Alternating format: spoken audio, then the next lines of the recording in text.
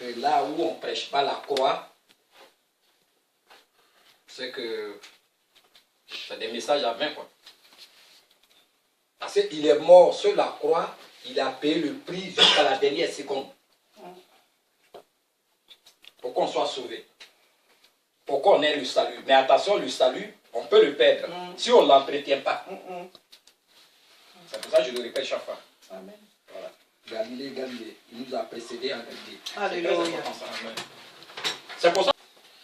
Seigneur Jésus-Christ, je te confie encore ton serviteur entre tes mains. Seigneur Jésus-Christ, vu que tu parles au travers de lui, Seigneur Jésus-Christ, je te prie, Seigneur, de lui parler encore, de donner la part à chacun, Seigneur Jésus-Christ, que chacun, en sortant de ce moment, puisse sortir avec ta parole dans son cœur. Que, Seigneur Jésus-Christ, nous puissions sortir avec un dépôt, Seigneur Jésus-Christ, de toi, Seigneur. Nous nous confions encore entre tes mains. Bénis ton serviteur, à travers lequel tu as parlé au nom de Jésus-Christ. Amen. Sans plus tarder, on va prendre Deutéronome chapitre 8.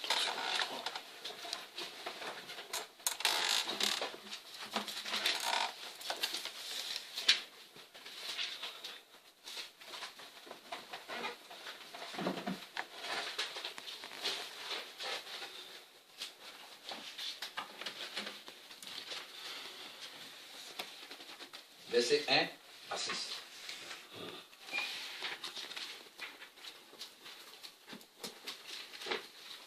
Je lis.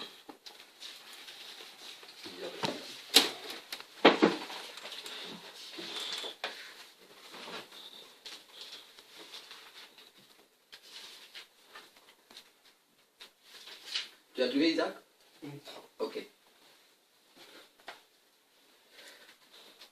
Vous observerez et vous mettrez en pratique tous les commandements que je vous ai prescrits aujourd'hui,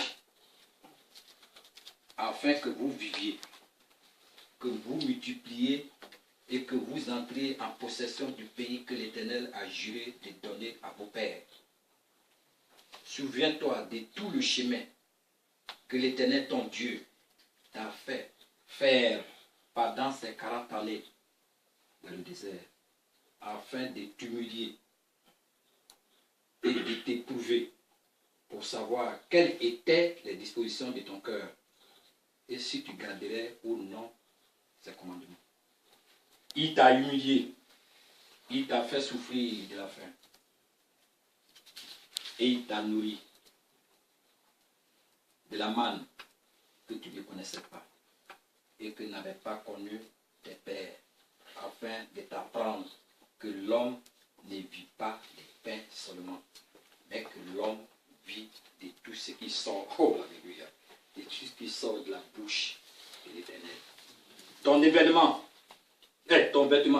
vêtement ne s'est point usé sur toi, et ton pied ne s'est point enflé pendant ces 40 années. Reconnais à ton cœur que l'Éternel, ton Dieu, te châtie, comme un homme châtie son enfant. Tu observeras les commandements de l'Éternel, ton Dieu, pour marcher dans ses voies et pour le craindre. Amen. Alléluia. Amen. Ce qui va nous retenir ici, c'est le verset 2. Souviens-toi de tout le chemin que l'Éternel, ton Dieu, t'a fait faire pendant ces 40 années dans le désert, afin de t'humilier et de t'éprouver. Et de t'éprouver pour savoir quelles étaient les dispositions de ton cœur et si tu garderais ou non ces commandements. Si je garderai ou non ces commandements. Et dans le désert, c'est pas parce qu'il n'aimait pas le peuple. Et chacun de nous ici, que ce soit dans la semaine, que ce soit dans notre vie personnelle, chaque jour même,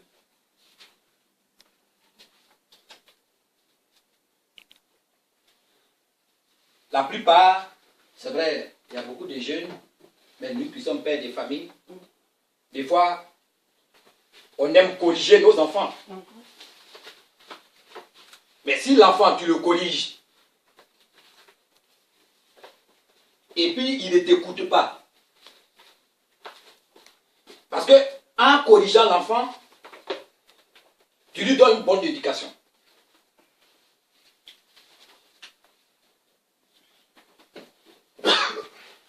Quel père et quelle mère qui n'aimerait pas éduquer son enfant?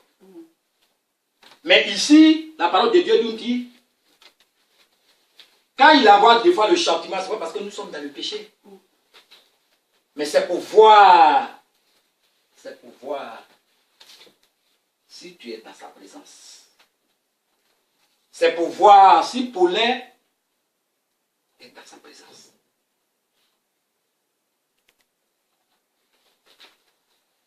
Des fois, ce n'est pas seulement le diable qui amène les épreuves. Là, on est une jeune église, une jeune cellule qui va progresser. Mais les difficultés vont venir. Les difficultés, ça ne manquera jamais.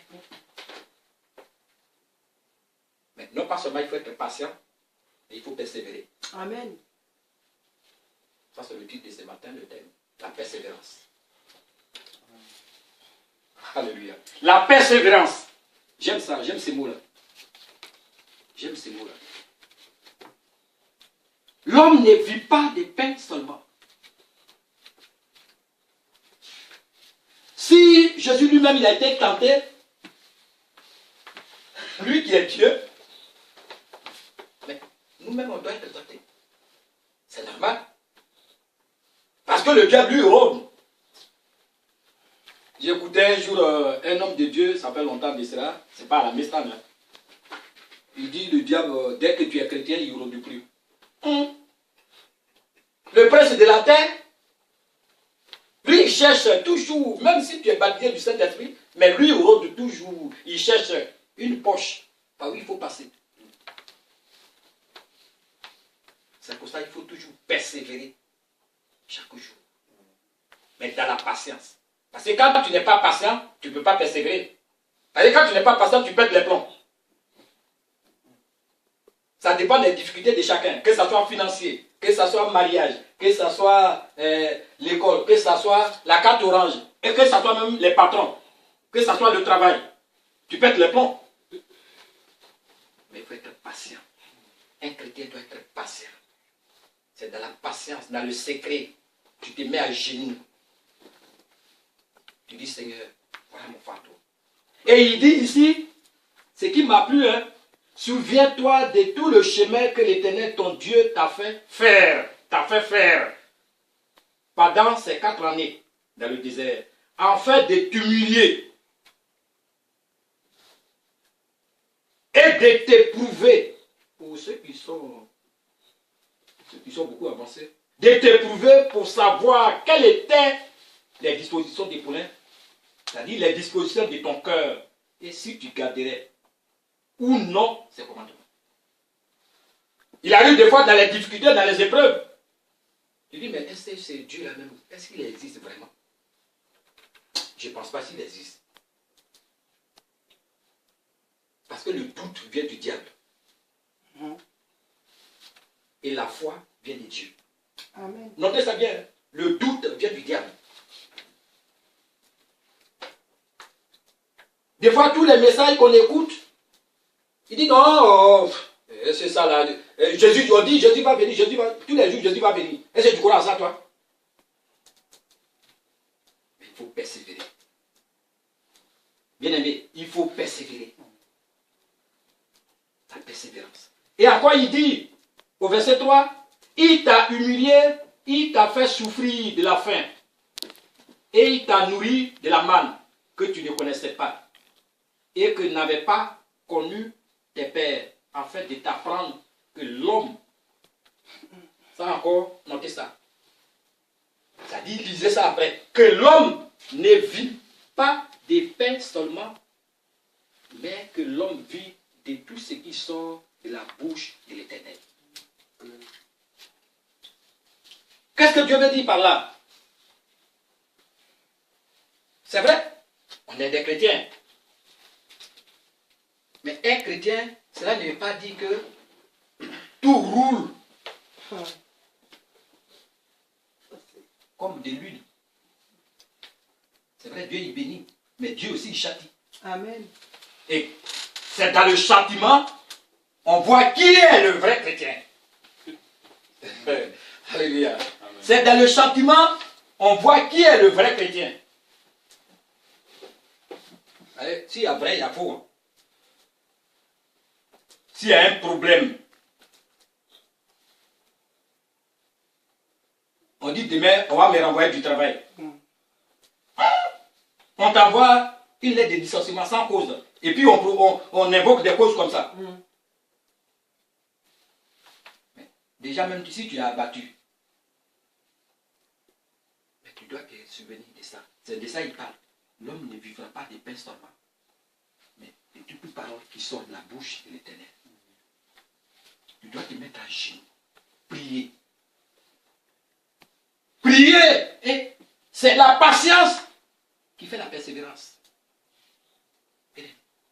C'est la patience qui fait la persévérance. On va lire dans Matthieu chapitre 4, verset 4. Matthieu chapitre 4.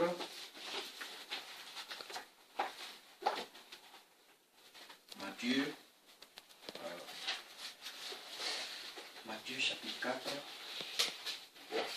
verset 4. Il faut lire, frère Gédéon, s'il te plaît. Je lis au nom du Seigneur. Matthieu. Jésus répondit. Matthieu chapitre 4, verset 4. Jésus répondit, il est écrit, l'homme ne vivra pas de pain seulement, mais de toute parole qui sort de la bouche de Dieu.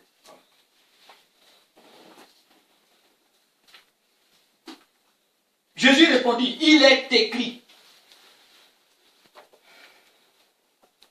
L'homme ne vivra pas de pain seulement, mais de toute parole qui sort de la bouche de Dieu.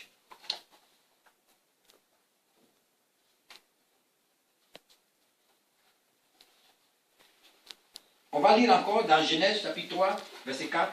Genèse chapitre 3. La persévérance. Verset combien? Genèse chapitre 3. Genèse chapitre 3. Chapitre 3, verset 4. Encore. Faut lire. Je dis encore, s'il te plaît. Je lis au nom du Seigneur. Alors le serpent dit à la femme, vous ne mourrez pas, mais je sais que le jour où vous en mangerez, vos yeux s'ouvriront et que vous serez comme des dieux, connaissant le bien et le mal.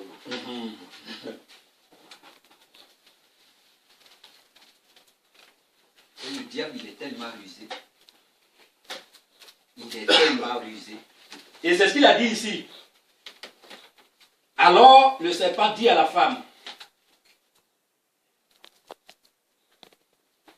vous ne mourrez point, mais Dieu sait que le jour où vous en mangerez, vos yeux s'ouvriront et que vous serez comme des dieux connaissant le bien et le mal.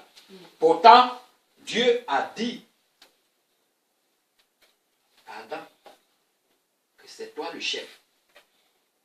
Mais le diable sait que s'il passe par Adam, comme il est rusé, s'il passe par Adam, ça ne peut pas aller.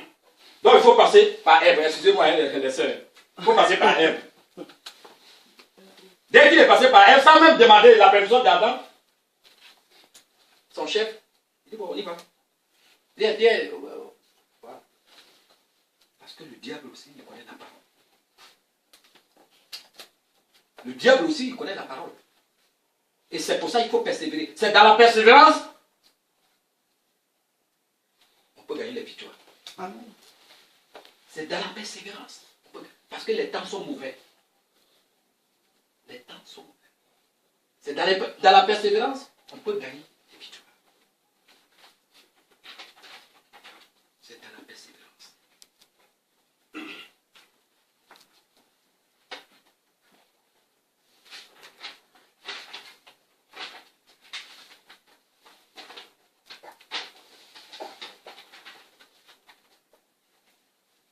on va voir deux adjectifs du châtiment dans 1 Corinthiens 11, 31, 32. Parce que quand Dieu châtie, ça nous réveille. Ça réveille le chrétien. 1 Corinthiens, chapitre 11, 31, 32.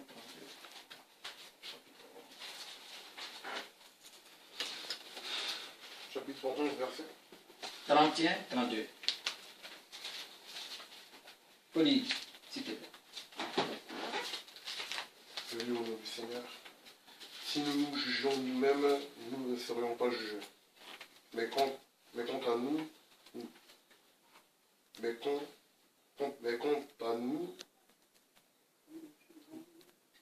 Un Corinthien, non?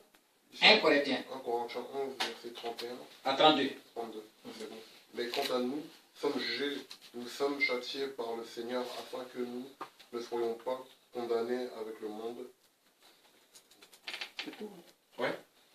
31 à 32. Si nous jugions nous-mêmes, nous ne serions pas jugés.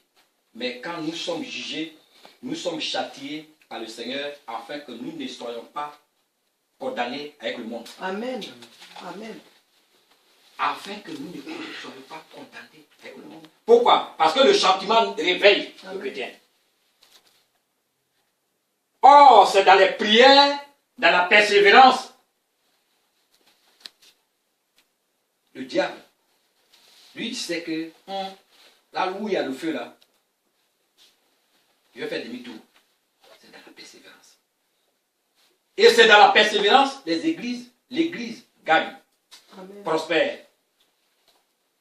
Une église sans prière ne peut pas aller loin.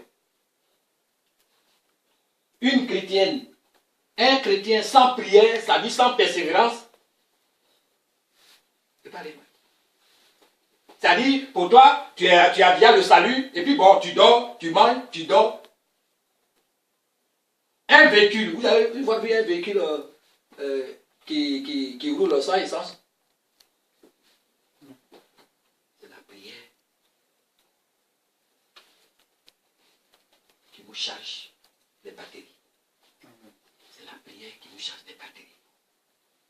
C'est pour ça, dans d'autres versets, il dit, ayez les mains pures et les cœurs purs en priant. Parce que, comme le frère l'a dit tout à l'heure, dans son message, la Sainte Seine, que Dieu, il sait tout. Il sait tout. Et quand il envoie les épreuves, les difficultés, c'est pour nous éprouver, c'est pour voir si vraiment on est dans la foi. C'est pour voir. Et des fois, il est là, il rit. Il dit, regardez. Regardez, il recule. Rien que pour un petit truc seulement, il recule. Mais tu te mets à genoux pour dire, Seigneur, tu es où? Tu es où? Je vous ai donné un sujet ici, un témoignage de ma fille, Grâce, qui était en train de pleurer. Papa, j'ai tellement étudié que pendant 6 mois, il dit, il y a quoi? Tu as quel problème? Mais quand on te dit, va, allons à l'église, tu es là. C'est comme ça que Dieu est là. Quand j'ai fini, maintenant. Il dit, bon, j'arrive. Je me suis assis. J'ai mis ma commande, j'ai mis ma serviette, je me suis mis à genoux. Il dit, Seigneur, tu sais ce qui s'est passé.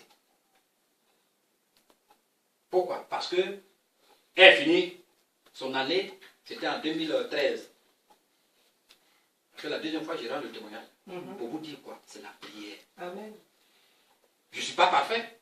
C'est-à-dire, je ne vis pas dans le péché. Quand on dit parfait, c'est-à-dire, il ne faut pas vivre dans le péché. Mais tu n'es pas parfait. C'est-à-dire, tu peux avoir des pensées contraires à la loi, à la parole. C'est ça, on dit, on n'est pas parfait. Ça, c'est une précision. Et ces notes, ils ont pris les doyens de la faculté. Ceux vous qui avez fait les cours, qui faites la faculté, moi je n'ai pas fait faculté. Ils ont pris ces notes, ils ont donné ça avec le professeur, le profil. J'ai commencé à prier. Elle dit, papa, je fais comment? Je dis, va voir, il faut leur demander. Elle est partie. Le doyen a dit, d'accord, j'ai compris. Je vais chercher. Arrivé au bureau, avant que le courrier n'arrive, je ferme ma porte, je me mets à genoux. Je suis tranquille. Ces jours-là, je n'ai pas jeûné, mais je n'ai pas mangé. Là, il a jeûné et puis il n'a pas mangé. Amen. J'ai commencé à prier pendant 3 heures. Mon téléphone sonne. Elle dit, papa, on m'a dit de venir vendredi. Je vous donne ce témoignage-là pour dire quoi? Il faut persévérer. Devant les épreuves, il ne faut pas trembler. Pas les épreuves, là, on va les laisser ici partir. Mais voiture l'arrière, c'est comme ça. Et des fois, quoi, contravention des voitures, tout ça là. Tout ça, c'est là. Et quand le vendredi est arrivé, j'étais encore au bureau, le téléphone sonne. C'est à l'université de Nanterre. Elle dit, papa, j'arrive. Puis mon cœur. J'ai dit, mais pas moi. Elle dit, non, non, j'arrive. Elle a commencé à arriver. J'ai dit, papa, ils ont besoin de toi parce que le doyen, il s'est trompé. Il a donné les noms à l'une de mes voisines. Et ils ont convoqué les parents de sa voisine. À qui ils ont donné le nom? Ils m'ont convoqué aussi. Et ces jours-là, j'ai demandé la permission, mais je n'ai pas obtenu la permission. J'ai dit, bon, vas-y, mais je suis avec toi. Quand il est parti, le doyen, il s'est excusé. Je ne demande pas. Mais ton papa est où? Elle a dit, non, non. Il a demandé la permission, mais il n'a pas obtenu la permission. Mais voilà tes noms. J'ai dit, le doyen a dit aux parents de l'autre fille que voilà ce qui s'est passé. Voilà l'ordinateur. Et le monsieur, il était obligé, il est parti. C'est dans la prière Amen. que tout se passe. On n'a pas dit un chrétien ne peut pas avoir des problèmes. Si c'était comme ça, Jésus n'allait pas être tenté. Si c'était comme ça, Jésus n'allait pas être tenté. Dans le désert, il a été tenté même plusieurs fois. Mais à chaque fois, il dit, il est écrit. À chaque fois, il dit, il est écrit. On va dire ça. Luc chapitre 4. À chaque fois, il dit, il est écrit. Le gars même là, il dit, mais ça, c'est quel genre comme ça? Je l'amène ici, il vient ici. Je l'amène ici, il vient ici. Mais ce n'est pas lui-même qui parlait. Et nos frères qui se promènent dans les rues, là, ils disent que Jésus n'est pas Dieu. Si Jésus n'est pas Dieu, vous cherchez quoi? Que Dieu nous aide. Si Jésus n'est pas Dieu, vous cherchez quoi là? J'ai dit, verset 4 à verset 13, oui c'est ça. Chapitre 4, hein. Chapitre 4, verset 1 à 13, j'ai dit. Jésus rempli du Saint-Esprit. Vous voyez? Oh, vous me suivez? Amen. Jésus rempli du Saint-Esprit. Je n'ai même pas encore lu le passage, mais Jésus rempli du Saint-Esprit. Jésus rempli du Saint-Esprit revint du Jourdain et il fut conduit par l'Esprit dans le désert où il fut tenté par le diable pendant 40 jours. Alors là, pour nous au moins c'est 2 jours ou 1 semaine. Il ne mangea rien durant ces jours-là et après qu'il fut écoulé, il eut faim. Le diable lui dit, verset 3, hein, si tu es fils de Dieu, ordonne à cette pierre qu'elle devienne du pain. Jésus lui répondit, il est écrit, l'homme ne vivra pas de pain seulement. Verset 5. Le diable, l'ayant élevé, lui montra en un instant tous les royaumes de la terre et lui dit, je te donnerai toute cette puissance. On ne sait pas quelle puissance il dit là. Pourtant sa puissance est limitée. Amen. Je te donnerai toute cette puissance et la gloire de ces royaumes, car elle m'a été donnée et je la donne à qui je veux. Si donc tu te prosternes devant moi, elle sera toute à toi. Verset 8, Jésus lui répondit, il est écrit. Encore, il est écrit. Tu adoreras le Seigneur ton Dieu et tu le serviras lui seul. Amen. Oh, vous me suivez? Amen. Tu adoreras ton Dieu et tu le serviras lui seul. le diable le conduisit. Hein, il est têtu, hein. Le diable le conduisit encore à Jérusalem, le plaça sur le haut du temple et lui dit, si tu es fils de Dieu, jette-toi d'ici en bas. Car il est écrit. Verset 10. Il donnera des ordres à ses anges à ton sujet, afin qu'ils te gardent. Et ils te porteront sur les mains, de peur que ton pied ne heurte contre une pierre. Verset 12. Jésus lui répondit plutôt, il est dit, tu ne tenteras point le Seigneur ton Dieu. Après l'avoir tenté, de toutes ses manières, le diable s'éloigna de lui jusqu'à un moment favorable. Et si Jésus a été tenté, c'est vrai, l'Esprit de Dieu est aussi. Mais des fois, Dieu lui-même, il nous châtie pour voir notre état. Pour voir notre état des chrétiens. Parce que être chrétien, c'est vrai, Dieu est béni. Mais il y a d'autres qui cherchent les bénédictions de Dieu au lieu de le Dieu des bénédictions. Amen. C'est ceux-là qui tombent au gros coco. Oui, de chercher le Dieu des bénédictions, mais eux, ils cherchent les bénédictions de Dieu. C'est différent, hein? Oh, c'est différent.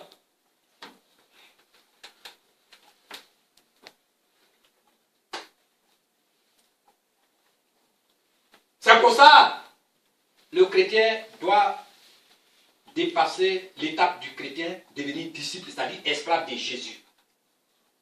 Esclave de Jésus, c'est-à-dire, c'est le Saint-Esprit qui te conduit chaque fois pour discerner les choses. C'est ça. Esclave de Jésus, c'est-à-dire tu obéis à tout. Toute la parole là. C'est-à-dire, ne cherche pas à comprendre, parce que je vous ai toujours dit que la parole de Dieu, le royaume de Dieu, il est surnaturel. Amen. Il est au-dessus de la nature. Alléluia. Au début de ma conversion, j'ai posé la question au pasteur peut-être. Dès qu'ils ont ouvert, ça c'est en Côte d'Ivoire, dès qu'ils ont ouvert Yopougon, la grande église à Papa Kwasi, ils ont ouvert la première annexe, c'était à Niagon Sud. Ils ont envoyé peut-être là-bas. Nous on est allé là-bas, à 84. Je lui pose la question, mais attends, pasteur, tu comprends? Jésus là, est-ce qu'il est vraiment Dieu? Et puis c'est quand il va venir, dis-moi. Petit Paulin, il faut croire seulement. Amen. Il faut croire seulement. Moi-même là, je ne sais pas quand il va venir. Mais soit ce soir là, il peut venir. Amen.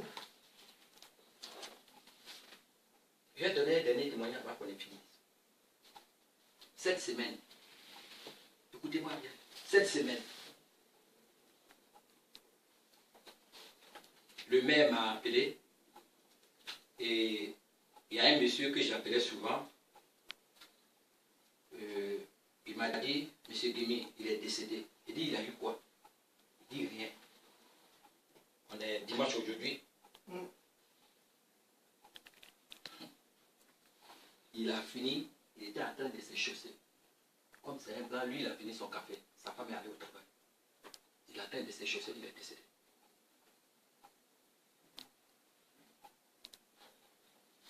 C'est de ça que le pasteur voulait me dire. Que moi-même, je ne sais pas quand il va venir. Même maintenant, là, il peut venir. C'est de ça qu'il parle. Il faut être prêt à tout moment. Les soucis de ce monde-là, on va laisser partir. Mais il faut persévérer. Amen. Il faut rester dans la persévérance. Parce que ça aussi, la persévérance, la foi ne peut pas grandir. Oh, vous me suivez? Ça aussi, la persévérance, la foi ne peut pas grandir. Parce que si tu tombes des nues en même temps, tu marches dans les, je sais pas moi, avec les démons. Ce qu'on appelle les démons, c'est qui est la corruption de ce monde. Voilà. Dès que tu rentres dedans, s'il venait maintenant, c'est pour cela la Bible dit que c'est la fin qui compte, ce n'est pas le commencement. Ce n'est pas tous ceux qui me disent Seigneur, Seigneur qui vont rentrer au ciel. Et la Bible est vraie dessus. Et quand tu lis ça, quand tu vois les comportements de certains chrétiens même, tu dis, oui, c'est vrai. Ça, c'est vrai. Et quand il dit aussi que je suis venu mettre la division entre le père et son enfant, entre le mari et sa femme, entre la belle-mère, etc., etc. C'est pour dire quoi? Supposons que mon beau-père vient du pays, lui il ne connaît pas le Seigneur. Et c'est le dimanche, lui il choisit pour venir en ce moment-là, regardez-moi ça. Oh, attends. C'est le dimanche, toi tu choisis pour venir. Mais non, attends. Un jour, mon beau-père a fait ça. J'ai dit à ma femme, il faut lui dire de changer son dimanche là. Il faut lui dire, parce que dimanche là, moi-même je ne voyais pas dimanche. Quand je n'étais pas encore affranchi, je voyais dimanche. Je ne sais pas ce qu'on appelle affranchi. Je ne sais même pas ce qu'on appelle, qu'est-ce qu'on appelle chrétien, je ne sais pas. Pourtant, j'ai le salut. Mais ce n'est pas ça qui amène au ciel. C'est la foi qui entretient le salut. Notez ça bien. C'est la foi qui entretient le salut. Et il m'a dit, mais, non, mais ton mari, j'ai dit, Rémi dit, change ta date. Comme c'est dimanche, il faut changer. Voilà. Si tu veux qu'on vienne te chercher. C'est tout. Mais il a changé.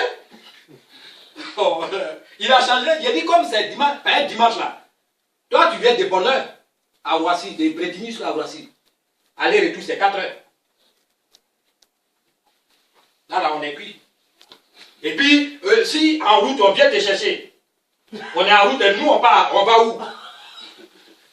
Hein, ma fille, on va où? C'est ça, il appelle la division. Sinon, c'est pas comme ça, là. Non. C'est pas comme ça, là. Non, non, c'est pas de ça qu'il parle. Quand il dit les plus forts, nos grands conseillers les plus faibles. C'est pas comme ça, là. Mais ceux qui sont assis dans la foi. Amen. Voilà. Ceux qui sont assis dans la foi, vous qui êtes assis dans la foi, qui avez les yeux ouverts. Voilà. Soyez un peu doux avec ceux qui ne sont pas assis dans la foi. Amen. Il ne faut pas dire que personne n'est parfait. Même moi-même qui vous parle, je ne suis pas parfait. Amen. Mais attention, j'ai décidé de ne plus vivre dans le péché. Amen. C'est pour ça qu'il faut veiller et prier. La persévérance. On a presque fini. Il faut veiller et prier. Il faut veiller et prier. Alléluia. Alléluia. Il faut veiller et prier. Il y a beaucoup de notes. Hein. On dirait un fou. Ouais, les fous là. On va lire Éphésiens, les âmes, pour rester dans la persévérance. Voilà, c'est là où on va terminer. Oh, je suis content. C'est pour ça, et puis, quand on chante le cantique, il nous a précédé, ça dit victoire, alléluia. Il nous a déjà précédé en Galilée. Ça dit c'est de l'huile qui coule dans le verre. Amen. Ça dit, j'ai l'assurance, pas l'assurance de ce monde, mais j'ai déjà l'assurance que je suis déjà là-bas. Amen. Alléluia. Ça dit, vous avez vu, quand le cantique, quand maman a entonné sa lettre, j'ai commencé à sauter. Parce que j'ai déjà l'assurance qu'il est là-bas. Et il m'attend. Mais en esprit, lui et nous, on est assis à la droite du Père. Amen. Ça aussi, ça me tourmentait quand je me suis converti. J'ai dit, mais comment on peut être assis à la droite du Père? Où le Père, il est où? Il me dit, crois seulement, Colin. Toi, tu fatigues les gens, faut croire seulement. Tu es là pour fatiguer les gens. J'ai dit, mais je dois poser des questions. Comment quelqu'un, on ne voit pas, et puis on chante seulement? C'est ça la parole de Dieu. Le royaume des cieux est au-dessus des cieux naturels. On va lire Éphésiens. Voilà. Éphésiens 6. Ouais, c'est ça. Les armes spirituelles. C'est dans ce. Hein? Ah, tu as trouvé? Ouais. Mon petit, il faut lire. Verset combien? Tu es trop beau. Verset 10 à. C'est les armes spirituelles, hein? Amen. Verset 10 à 18. Voilà, c'est ça. Amen, j'ai la parole de Dieu. Voilà. Enfin, mes frères et sœurs, fortifiez. Éphésiens chapitre 6, verset 10 à 18. Enfin, mes frères et sœurs, fortifiez-vous dans le Seigneur et dans sa force toute puissante. Revêtez-vous de toutes les armes de Dieu afin de pouvoir tenir ferme contre les manœuvres du diable. En effet, ce n'est pas contre l'homme que nous avons à lutter, mais contre les puissances, contre les autorités, contre les souverains de ce monde de ténèbres, contre les esprits du mal dans les lieux célestes. C'est pourquoi prenez toutes les armes de Dieu afin de pouvoir résister dans le jour mauvais et tenir ferme après avoir tout surmonté. Tenez donc ferme. Ayez autour de votre taille la vérité en guise de ceinture. Enfilez la cuirasse de la justice. Mettez comme chaussure à vos pieds le zèle de l'évangile pour annoncer l'évangile de paix. Prenez en toutes circonstances le bouclier de la foi avec lequel vous pourrez éteindre toutes les flèches enflammées du mal. Faites aussi bon accueil au casque du salut et à l'épée de l'esprit, c'est-à-dire la parole de Dieu. Faites en tout temps, par l'Esprit, toutes sortes de prières et supplications. Veillez à cela avec une entière persévérance et en priant pour tous les saints. Amen. Amen. Verset 19. Il faut lire verset 19. C'est pas mal aussi. S'il te plaît. Priez pour moi, afin que lorsque j'ouvre la bouche, la parole me soit donnée pour faire connaître avec assurance le mystère de l'Évangile. Amen. Voilà. Ça dit, la parole de Dieu, de l'homme des cieux, Christ est le mystère. C'est lui qui l'a dit, dans Colossiens. Christ est le mystère. Il faut avoir la ceinture des vérités, la cuirasse, comme on vient de le dire. Mais ce qui m'a plu ici, le casque du salut. Vous avez une fois vu un militaire qui n'a pas de casque? Tu peux avoir l'épée, ça là, mais il faut avoir le casque. On peut avoir la Bible même, ne pas être armé, ne pas être chrétien. Je peux avoir la Bible à main, et puis avoir 2 femmes, ou 4. Vous me suivez? Amen. Mais il faut que tu sois complet. Quand le vent passe ici, tu es debout. Amen. Quand ça passe ici, tu es debout. Quand ça va ici, tu es debout. Mais ce n'est pas toi-même. C'est parce que Christ t'a affranchi entièrement. C'est ça l'évangile. Parce qu'il est mort sur la croix. Il a payé le prix pour nous. Amen. Il a payé le prix pour nous. Et on va lire quelques versets. La victoire sur Satan et les démons. Voilà. Et après aussi, on va lire la victoire sur le monde. 2 versets seulement. On a presque fini. Genèse chapitre 3. Victoire, notez bien, victoire sur Satan. La victoire sur Satan et les démons. Genèse chapitre 3, verset 15. Genèse chapitre 3, verset 15.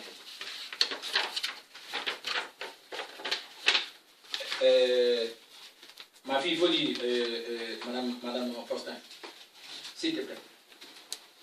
Genèse. Genèse, chapitre 3, verset 15. Je mettrai l'hostilité entre toi et la femme, entre ta descendance et sa descendance. Celle-ci t'écrasera la tête et tu lui blesseras le talon. Voilà. Amen. Amen. Voilà. Là, il parle.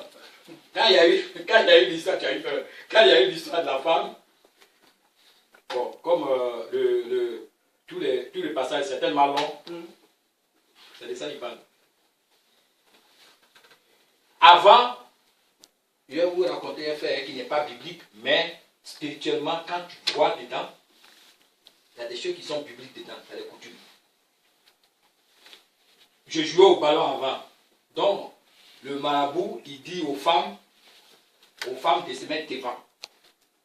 Quand j'ai vu ces versets-là, aux femmes de se mettre devant. S'il y a gris-gris devant, or si la femme est devant, tout ce qui est Satan là, tout est chaos. C'est pour ça une femme, quand les femmes sont debout dans l'église est debout. Amen. Je vous le dis. Amen. Oh, tu m'écoutes?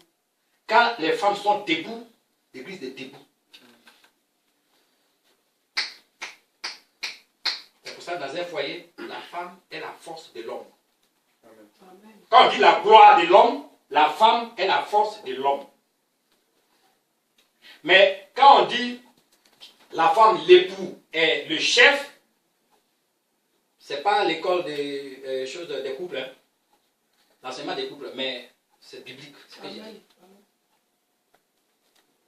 Quand on parle du chef,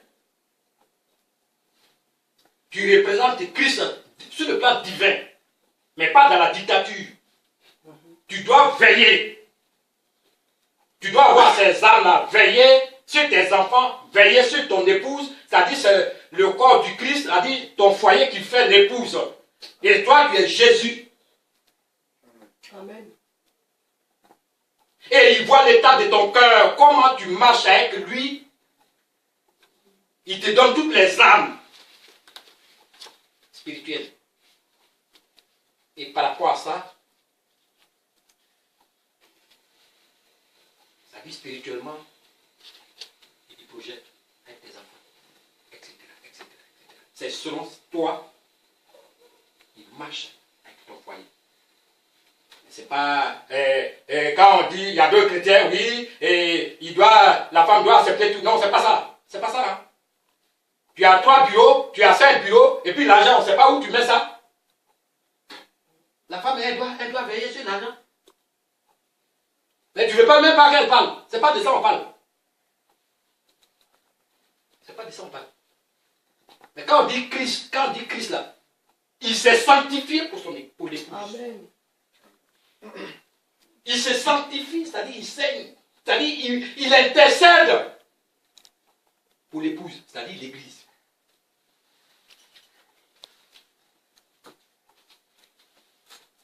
C'est pour ça que la femme, quand elle est debout, elle est notre force. Elle a la force de l'homme. Mais attention aussi, hein, quand la femme aussi refuse, quand l'homme est Christ, représente Christ, quand la femme ne paye pas, elle a sa part. Toi, tu fais ta part. Là, je ne sais pas. C'est comme ça. Ça, on dit homme. Il représente Christ. Parce que Christ se sanctifie pour son épouse. Et nous, on est l'époux. Le foyer, c'est l'épouse. Veiller. Tu dois veiller pour ça. Sur le plan divin. Chaque jour, ni tes jours.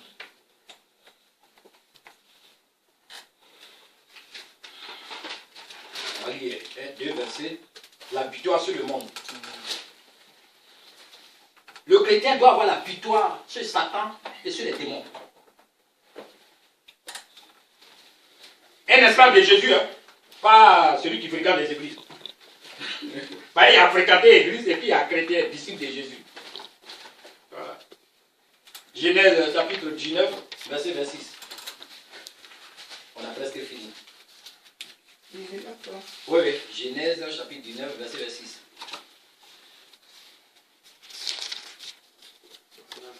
Ouais. Isaac, il faut lire, s'il te plaît.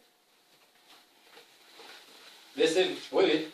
Genèse chapitre 19, verset 15 à 26. Ouais, c'est ça. 15 à 26. Excuse-moi, 15 à 26. Gloire à Dieu. Amen. Dès l'aube, les anges insistèrent auprès de Lot en Victoire disant: sur le monde. Lève-toi, prends ta femme et tes 2 filles qui se trouvent ici, sinon tu disparaîtras dans la punition qui s'abattra sur la ville. Comme il s'attardait, les hommes les prirent par la main, lui, sa femme et ses 2 filles, car l'Éternel voulait l'épargner. Ils le firent sortir et le conduisirent à l'extérieur de la ville. Après les avoir fait sortir, l'un d'eux dit: Échappe-toi pour sauver ta vie. Ne regarde pas derrière toi et ne t'arrête nulle part dans la plaine. Réfugie-toi dans la montagne, sinon tu disparaîtras. L'autre leur dit: Ô non, Seigneur, moi, ton serviteur, j'ai trouvé grâce à tes yeux et tu as montré la grandeur de ta bonté envers moi en me laissant la vie sauve. Cependant, je ne peux pas me réfugier sur la montagne avant que le désastre m'atteigne, si bien que je mourrai. Regarde cette ville, elle est assez proche que je m'y réfugie, et elle est petite. Si seulement je pouvais m'y sauver. N'est-elle pas petite? Ainsi je resterai en vie. Il lui dit, je t'accorde encore cette faveur, et je ne détruirai pas la ville dont tu parles. Dépêche-toi de t'y réfugier, car je ne peux rien faire jusqu'à ce que tu y sois arrivé. C'est pour cela que l'on a donné à cette ville le nom de Tsoar. Le soleil se levait sur la terre lorsque Lot entra dans Tsoar. Alors l'Éternel fit pleuvoir du soufre et du feu sur Sodome et Gomorrhe.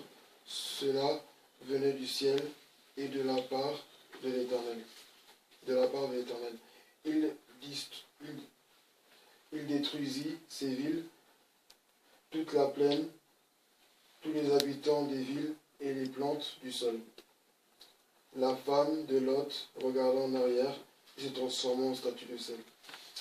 Alléluia. Amen. On va prendre le dernier verset, c'est ce que ça va terminer avant de prier. On va les terminer, s'il vous plaît. Prenons Luc chapitre 22, encore, 39 à 46. Luc chapitre 22. Comme tout à l'heure, avant de commencer le message, j'ai parlé de la croix. C'est pour ça qu'on est là. Et dès que moi j'attends la croix, il est ressuscité le 3e jour, il nous attend à Galilée, je suis dans la joie. Chapitre 22, Luc chapitre 22, 39 à 46. Il faut lire. S'il te plaît. 39 à 46. Je lis au nom du Seigneur. Après être sorti, il alla selon sa coutume à la montagne des Oliviers. Ses disciples le suivirent. Lorsqu'il fut arrivé dans ce lieu, il leur dit, « Priez afin que vous ne tombiez pas en tentation. » Puis il s'éloigna d'eux à la distance d'environ un jet de pierre, et s'étant mis à genoux, il pria, disant, « Père, si tu voulais éloigner de moi cette coupe, toutefois que ma volonté ne se fasse pas, mais la tienne. » Alors un ange lui apparut du ciel pour le fortifier. Étant en agonie, il priait plus instantanément, et sa sueur devint comme des grumeaux de sang qui tombaient à terre. Ça, c'est à cause de nous. Après avoir prié, il se leva et vint vers les disciples qu'il trouva endormis de tristesse, et il leur dit, « Pourquoi dormez-vous? Levez-vous et priez afin que vous ne tombiez pas en tentation. » Comme il parlait encore... Non, au verset 46, c'est bon. C'est bon, on va terminer sur ça. Et verset 39, dans la Bible, à plusieurs reprises, il va toujours sur la montagne des Oliviers. Qui l'amène sur la montagne des Oliviers? C'est le Père. Amen. Qui lui dit qu'il y a un danger. Va, tu vas prier. Il va consulter. Le Père, il reçoit tout ce que le Père lui donne. C'est pour ça qu'il dit aussi au verset 46, pourquoi il leur dit, il dit aux disciples, pourquoi dormez-vous? Levez-vous et priez, afin que vous ne tombiez pas en tentation.